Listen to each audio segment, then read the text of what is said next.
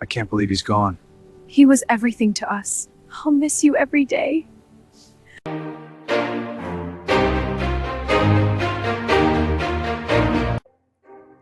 Urupfu ntabwo ari umwanzi w'ubuzima, ahubwo nirwo rutuma ubuzima buba limited edition. Uramutse uzi kutazapfa, ntabwo wajya ubyuka kare, ntabwo wajya ukora n'imbaraga, kuko waba uzi ko ufite igihe kitazashira. Muraho, aha ni ku ijambo ry'ubwenge by Info, ngende Modeste Info, nguhaye ikaze. Kugira ngo utazajya ucikwa n'ibiganiro by'ubwenge, banza ukore subscribe. Urupfu ni iki mu by'ukuri? Mu buryo bworoheje, urupfu ni ihagarara ridasubirwaho ry'imikorere yose y'ibinyabuzima. Mu rwego rwo kwa muganga, urupfu rubaho iyo ubwonko bwahagaze gukora brain death, cyangwa iyo umutima n'ibihaha bihagaze burundu, bigatuma umwuka oxygen utagera mu bice by'umubiri. Mu rwego rwa cellule cells, ni inzira itangira iyi ngufu energy zitagikorwa mu mubiri, bigatuma uturemangingo dusenyuka, umuntu agapfa. Dusubiye inyuma cyane mu mateka y'indimi, tukagera mu mizi y'indimi z'Uburayi n'Ubuhinde Proto-Indo-European, ijambo death ryagiye rihinduka kugeza ubwo rigera mu Cyongereza dukoresha uyu munsi. Inyito death ifite imizi mu rurimi rwa kera cyane rwitwa Proto-Indo-European PIE. Byatangiriye ku ijambo diu risobanura kuzima, gupfa cyangwa kugenda ntugaruke. Iryo jambo ryaje guhinduka Dautas mu rurimi rwa kera ryakoreshwaga n'Abagermanike, Abadage ba kera. Mu Cyongereza cya kera mbere y'ikinyejana cya 5 n'icya 6 ryitwaga death. Hagati y'ikinyejana cya 12 n'icya 15 ryaje guhinduka death, ari naryo byabaye death dukoresha uyu munsi. Ese iryo jambo ryatangiye gukoreshwa ryari? Mbere yo mu 3500, mbere y'ivuka rya Yesu cyangwa Yezu, ijambo diu ari byo twabonye risobanura kuzima, gupfa cyangwa kugenda ntugaruke, ryariho mu ndimi z'abakurambere b'Abanyaburayi. Mu kinyejana cya 8 nyuma ya Yesu, hari inyandiko za kera z'Icyongereza nka Beowulf zigaragaza iryo jambo death. Ryakoreshwaga mu gusobanura iherezo ry'ubuzima cyangwa umwanzi ukomeye. Mu kinyejana cya 8 nyuma ya Yesu, hari inyandiko za kera z'Icyongereza nka Beowulf zigaragaza iryo jambo death. Ryakoreshwaga mu gusobanura iherezo ry'ubuzima cyangwa umwanzi ukomeye.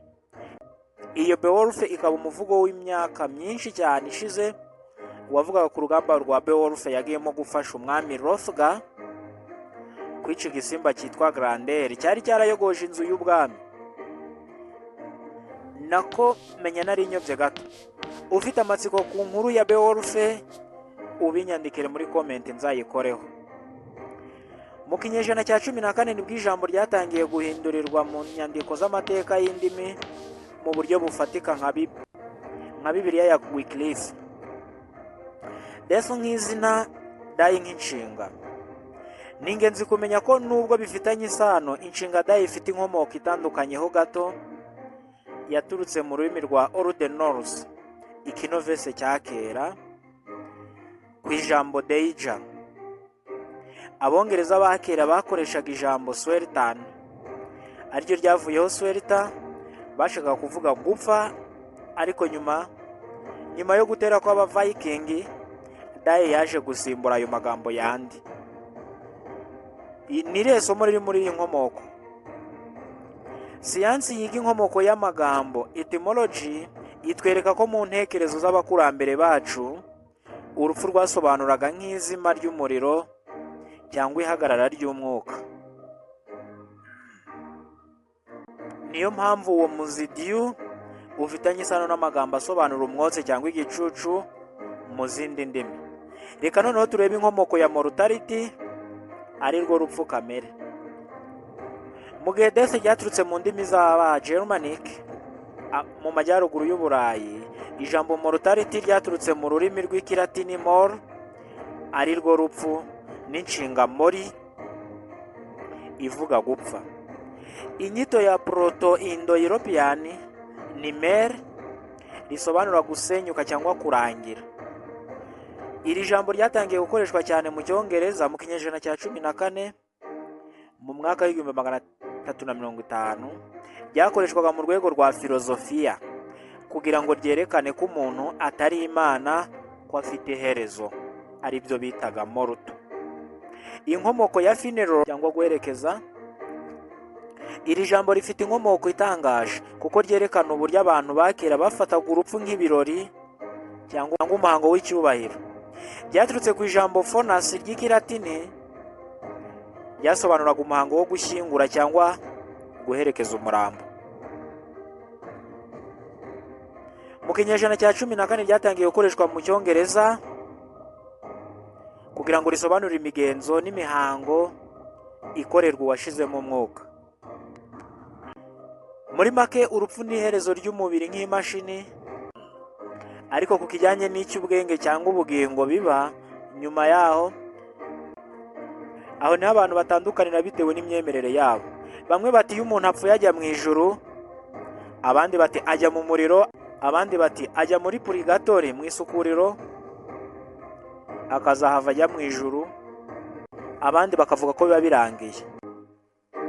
Iyo ni imyemerere tutagarukaho muri uyu mwanya, niba ushaka tuzayigarukaho aricyo kituzinduye. Ahubwo kuki abantu dutinya gupfa? Gutinya urupfu ni ikintu gisanzwe, instinct, kandi biterwa n'impamvu zinyuranye. Impamvu ya mbere ni ubwoba bw'icyo utazi, the unknown. Nk'abantu twishimira kugira ibintu mu maboko cyangwa muri control, kubera ko nta muntu n'umwe uragaruka ngo atubwire uko bimeze nyuma yo gupfa. Ubwonko bwacu bifata nk'ikintu giteye ubwoba. Impamvu ya kabiri ni inyota yo kubaho, survival instinct. Natire turemanywe iduha akanyabugabo ko kurinda ubuzima bwacu. Iyo tugeze mu kaga, umubiri wacu uhita ukora umusemburo wa adrenaline ngo uhunge. Urugero rwo gutinya gupfa ni rwo rutuma twirinda imodoka hamwe n'ibindi dukeka ko byatugirira nabi, kandi tukarya neza. Impamvu ya gatatu ni ugusiga abacu n'ibyo twagezeho. Dutinya gusiga abakunzi, abana, abo twashakanye cyangwa imishinga twatangiye tutarayirangiza. Impamvu ya kane ni ubwoba bwo gutakaza byose twubatse. Impamvu ya gatanu ari nayo ya nyuma nshaka kugarukiraho uyu munsi ni ubwoba bwo kubura agaciro, oblivion. Hari abatinya ko nibapfa izina ryabo n'ibyo bakoze bizarangira cyangwa se bizazima burundu, nk'aho batigeze kubaho, ndetse ntazagire n'umwe wongera kwibuka ko babayeho. Uretse inkomoko y'amagambo, hari n'uburyo bushya bwa siyansi bwitwa Terror Management Theory, TMT, busobanura impamvu dutinya urupfu. Imisemburo. Ubwonko bwacu bwubatse mu buryo bushaka kubaho, survival, igihe cyose. Iyo dutekereje ku rupfu, igice cyitwa amidala gishinzwe ubwoba gihita gishya, bigatuma twumva tutameze neza. Hari umuco n'imyizerere. Siyansi ivuga ko abantu bimitse imico y'idini nk'uburyo bwo kurwanya urupfu, kwizera ko hari ijuru, cyangwa gukora ibintu bikomeye nk'ibishushanyo, ibitabo, cyangwa kubyara. Batekereza ko ari byo bazasiga bakibukirwaho. Ni uburyo bwo gutuma igice cyacu kidapfa. Umva gashya. Mu bihe bya kera, abantu bamwe batinyaga urupfu ku buryo batavugaga ijambo urupfu mu buryo bweruye. Niyo mpamvu muri buri rurimi usanga hari amagambo bakoresha bahunga kuvuga urupfu, nko kuvuga ngo yitabye Imana, yatashye, cyangwa se yashaje. Abandi uzumva bavuga ngo he passed away.